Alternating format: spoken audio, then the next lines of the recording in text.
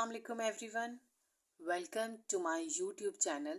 उम्मीद करती हूँ कि आप सब लोग खैरियत से होंगे। हमारा आज का जो टॉपिक है वो बहुत ही इंटरेस्टिंग है और बच्चों से रिलेटेड है।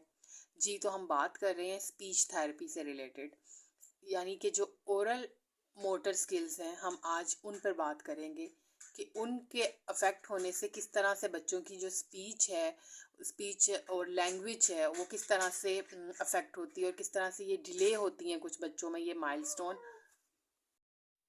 आज हम इस पे बात करेंगे। जिस तरह से फाइन मोटर स्किल्स इंपॉर्टेंट है, हमारी हर किस्म के माइलस्टोन्स इंपॉर्टेंट, उस तरह जो स्पीच का माइलस्टोन है वो भी बिल्कुल वैसे ही इंपॉर्टेंट है जैसे बाकी सारे माइलस्टोन्स हैं। कुछ बच्चे जो होते हैं उनका ये माइलस्टोन डिले हो जाता है और मदर्स जो हैं वो बहुत हद तक जो हैं वो इसमें फ़िक्रमंद हो जाती हैं कि हमारे बच्चे क्यों नहीं प्रॉपर बोल पा रहे, या अगर बोल रहे हैं तो क्लियर क्यों नहीं बोल रहे। ये चीज़ें बड़ी इंपॉर्टेंट होती हैं। तो आज हम इनसे रिलेटेड कुछ बातें करेंगे और मैं आपको बताऊंगी कि कौन सा ऐसा टाइम है जिस पे आपने अपने स्पीच पैथोलॉजिस्ट के पास जाना है, या आप स्पीच थेरेपी, कुछ जो ऐसी स्पीच थेरेपी की टेक्निक्स हैं जो आप खुद एज अ मदर घर में कर सकते हैं। तो इसलिए हाँ, आज थोड़ी सी हम इन बातों को डिस्कस करेंगे कि आप खुद से अपने बच्चे की स्पीच पर आज से काम करना स्टार्ट करें, तो इंशाल्लाह वो जो है वक्त के साथ बेटर होती चली जाएगी। अच्छा जी, सबसे पहली चीज़ जो हम डिस्कस करेंगे वो है कि हमें डिफरेंस पता होना चाहिए स्पीच और लैंग्वेज के बीच में, कि इन दोनों के बीच में डिफरेंस क्या है। कुछ लोग स्पीच और लैंग्वेज दोनों को एक ही चीज़ समझते हैं, लेकिन इसमें प्रॉपर जो है वो डिफरेंस जो है वो मौजूद है। अच्छा जी, what's the basic difference between speech and language. Speech जो है is a verbal expression of language and include articulation. Articulation क्या होगा? The way we form sounds and words. तो ये चीज़ जो है ये स्पीच में आती है। बट और on the other hand language जो है is giving and getting information, it's understanding and being understood through communication. It's may be verbal हो सकती है, non verbal and in written form. अच्छा जी, किस तरह से पता चलेगा कि बच्चे में लैंग्वेज डिले है और स्पीच डिले है? अगर तो आपके बच्चे में लैंग्वेज डिले होगा तो वो कोई या दो एक वर्ड बोलेगा और एक या दो वर्ड जो हैं उनको जो है एक साथ मिलाकर बोल सकता है। लेकिन इससे ज़्यादा लैंग्वेज डिले में बच्चा जो है वो वर्ड जो है वो प्रोनाउंस नहीं कर पाएगा। जबकि स्पीच डिले में क्या होता है कि बच्चा वर्ड्स भी यूज़ कर रहा होता है, डिफरेंट जो शॉर्ट फ्रेजेस हैं वो बच्चा फ्रेजेस भी बोल रहा होता है, अपने आइडियाज़ को एक्सप्रेस कर रहा होता है बच्चा, लेकिन जो भी वो बोल रहा है वो चीज़ें अंडरस्टैंड नहीं एबल नहीं होती, यानी कि वो समझ नहीं आ रही होती कि बच्चा एक्चुअली बोल क्या रहा है। अच्छा जी, what is the basic sign of speech और लैंग्वेज डिले।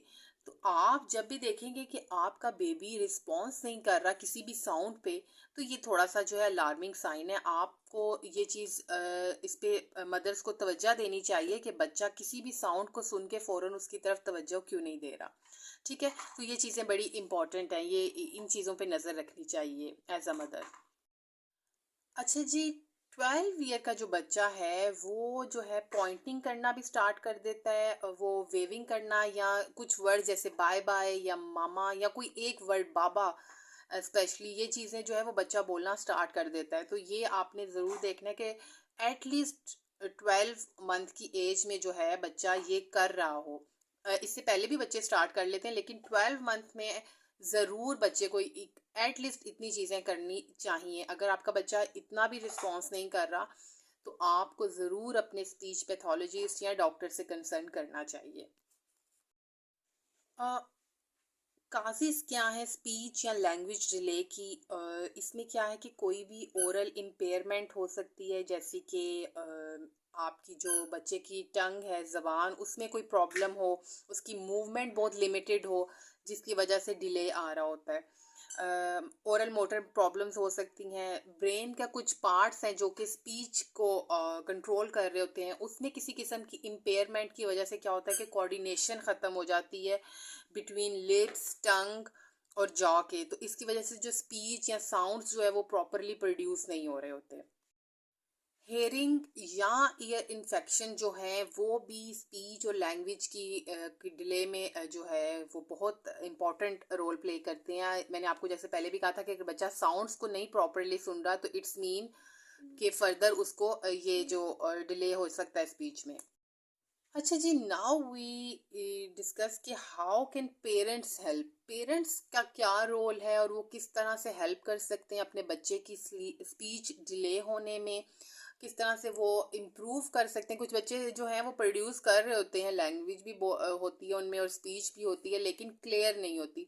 तो इन चीज़ों को इम्प्रूव करने में भी पेरेंट्स का बड़ा इंपॉर्टेंट रोल होता है। तो पेरेंट्स क्या क्या कर सकते हैं, वो कुछ पॉइंट्स हैं जो मैं आपको बताऊंगी। आप घर में कर सकते हैं बच्चों के साथ, ये एक्टिविटीज़ बच्चों को करवाएं ताकि बच्चों की जो स्पीच है वो इम्प्रूव हो। सबसे पहली चीज़ जो है कि आप अपने बच्चे से खुद बात करें, बच्चे को इनकरेज करें कि वो कोई भी साउंड वगैरह है उसकी इमिटेशन करे आपके साथ, ठीक है।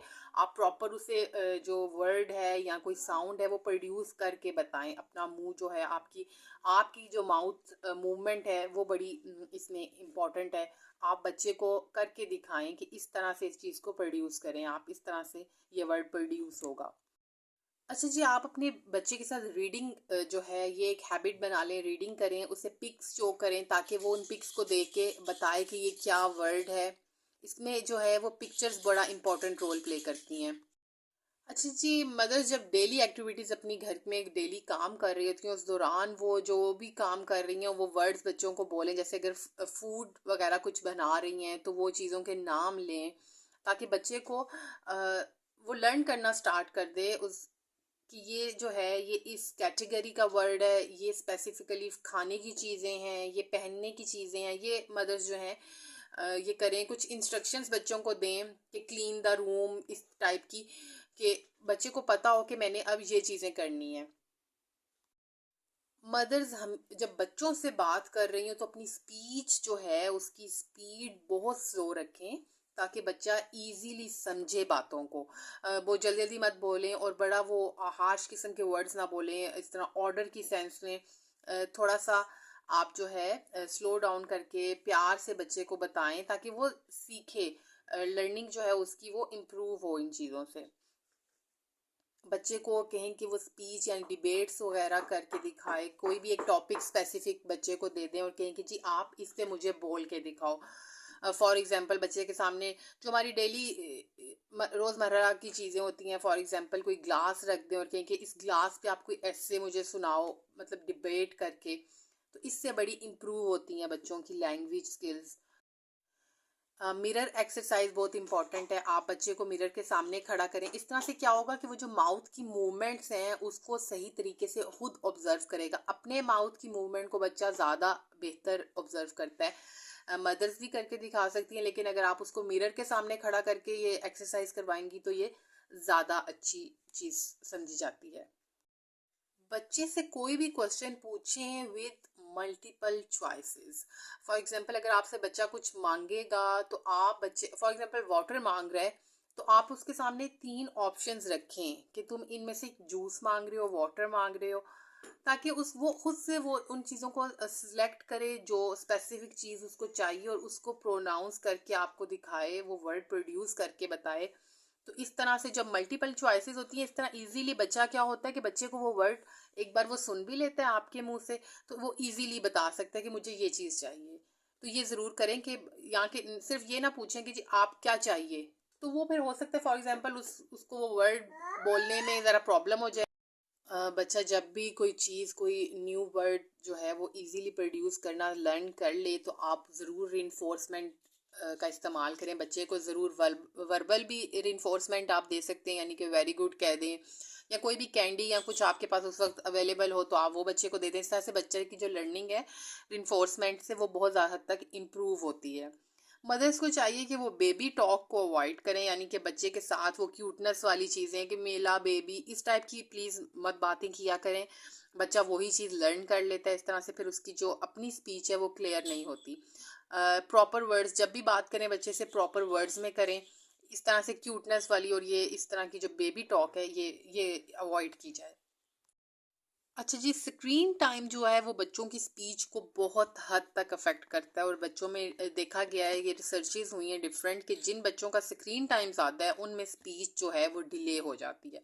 तो कोशिश कीजिए कि बच्चों का जो स्क्रीन टाइम है, मैं समझती हूँ कि वाकई में बड़ा मुश्किल है बच्चों का स्क्रीन टाइम कम करना, लेकिन मदर्स को चाहिए जितना कर सकें बच्चों का स्क्रीन टाइम कम करें।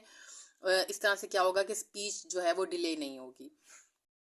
डिफरेंट म्यूज़िक या जो पोइम्स बच्चे बोलते हैं वो बड़ी इम्पॉर्टेंट चीज़ है। बच्चों से ज़रूर कहें कि कुछ चीज़ें गा के बताएं। इससे क्या होता है कि बच्चों की जो पिच है वो बड़ी इम्प्रूव होती है।